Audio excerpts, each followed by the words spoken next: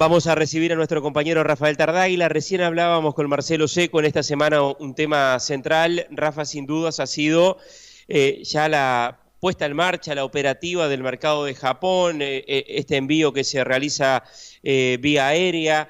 Está interesante hablar de la situación que hay de Uruguay con respecto a otros competidores, cómo ha sido la evolución de los precios de la hacienda, por ejemplo, en Estados Unidos y Australia, que son proveedores fuertes en el mercado japonés. ¿Qué tal? Buenos días. ¿Qué tal, Martín? Buenos días, saludos para todos allí, para toda la audiencia. Exactamente, lo hemos resaltado en alguna de las salidas anteriores, que, bueno, ahora en Japón la comparación respecto a en los países competidores del Mercosur no es válida, porque Uruguay es el único país de la región que puede acceder con el producto fresco al mercado de Japón. El otro con el que se podría así comparar es Chile, pero claro, Chile es un país importador neto de carne vacuna, es el principal importador del producto de América del Sur, tiene un saldo exportable que lo coloca así en algunos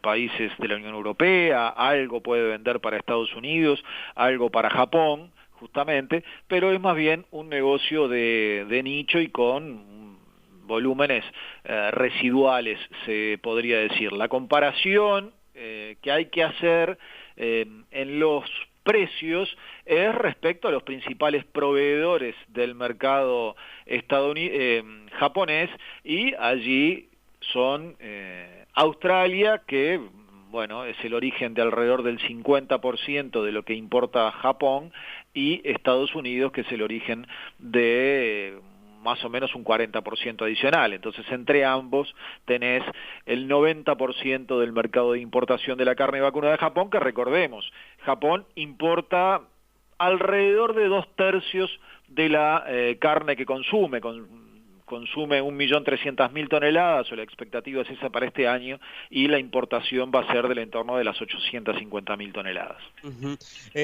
Rafa, y si arrancamos por Estados Unidos, con respecto a lo que es el tema, recién decíamos y lo hemos comentado, Uruguay tiene un arancel del 38% para ingresar la carne a Japón, pero el precio de nuestro país es más bajo que el de nuestros competidores, Australia y Estados Unidos. ¿Cómo ha sido la evolución del precio de los competidores nuestros? Sí, es bueno tener en cuenta que Estados Unidos también tiene un arancel del 38,5% para ingresar a Japón, porque no tiene ningún acuerdo comercial, ningún acuerdo de libre comercio que le haya reducido ese arancel. Estados Unidos se bajó del acuerdo transpacífico, una decisión de la actual administración Trump. Si estuviese en ese acuerdo, habría tenido una reducción de su tasa arancelaria para ingresar a Japón, pero bueno, no la tiene porque se bajó de esa posibilidad. Hoy en día el precio del novillo que venden los feedlots en Estados Unidos, que tengamos en cuenta que la amplísima mayoría es para consumo doméstico, subió de forma bastante interesante en los últimos meses. Estaba en el entorno de los $3.70, $3.80, promediando el segundo semestre del año pasado, y actualmente se ubica más bien en una referencia del entorno de los $4.40. Ha tenido una recuperación importante, por supuesto está lejos de aquellos picos históricos a los que había llegado por el año 2015-2016, pero logró una recuperación interesante en estas últimas semanas. La expectativa es que no se mantenga esa recuperación en los precios de la hacienda en Estados Unidos en el correr de este año, más bien se ve un mercado relativamente estable, pero bueno, hay que tener en cuenta que en Estados Unidos están en este momento en pleno invierno, ha habido unas nevadas impresionantes en algunas zonas del país, y eso seguramente ha limitado la oferta y ha hecho que los precios suban en estos momentos, pero ya te digo, la expectativa es de cotizaciones más o menos estables, que no se mantenga esta tendencia de recuperación. De todas maneras, vamos a seguir teniendo una referencia en Estados Unidos sensiblemente superior a la que cotiza en Uruguay el ganado para faena. Ujú. ¿Y en Australia, Rafa? En Australia están en una situación intermedia, pero de todas maneras están con precios superiores a los que tiene Uruguay. Por supuesto que Australia tiene un amplio abanico de producción, en eso se parecen un poco a nosotros, ¿verdad? Producen tanto animales a grano como a pasto, producen para distintos mercados y se especializan en la producción para distintos mercados, pero el precio bajó últimamente. Recordemos que Australia ha atravesado por situaciones realmente muy complicadas desde el punto de vista climático, venían o vienen con una seca impresionante, pero sin embargo en el norte del estado de Queensland en los últimos días ha llovido de una manera tal que se estima que unos 300.000 vacunos murieron por las inundaciones que impactaron en esa zona de Australia. Realmente el clima a Australia le está jugando en contra desde varios puntos de vista. Ya te digo, están con una sequía en la mayoría del país, pero con inundaciones terribles en una de las zonas ganaderas más importantes.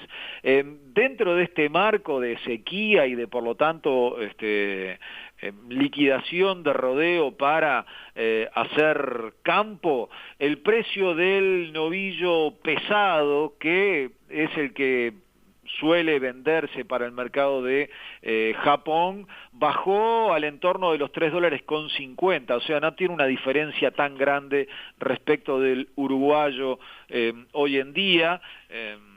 $3.50 o incluso un poquito por debajo de eso, son unos 20 centavos de diferencia, 25 centavos de diferencia respecto del novillo aquí en Uruguay, que bueno, eso se lo come la diferencia arancelaria que tiene Australia, que sí goza de un tratado de libre comercio con el mercado japonés y que tiene unos 12 puntos y pico por ciento de arancel inferior, o puntos porcentuales, mejor dicho, ¿no? Del 38,5 ese por ciento que paga Uruguay tanto por el producto congelado como por el producto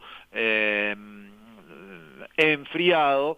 Bueno, Australia está en niveles inferiores de arancel en alrededor de 12 puntos, tiene una diferencia entre el congelado y el enfriado. Hoy en día, por ejemplo, el enfriado está en 29,3%, o sea, una diferencia de menos de 9 puntos, menos de 10 puntos porcentuales, pero el congelado está en 26,9%. Bueno, está cercano a los 12 puntos porcentuales inferior el arancel para el congelado australiano que el uruguayo, y todos los 1 de abril va a bajar algunas décimas porcentuales el arancel que paga el producto australiano. No es una diferencia insalvable, ¿verdad? Uh-huh. Uruguay podría perfectamente, al igual que como lo hizo Australia, negociar con Japón un tratado de libre comercio e intentar tener una rebaja arancelaria para sus productos en el mercado japonés. Ahí lo que se precisa es una decisión política de avanzar en este sentido.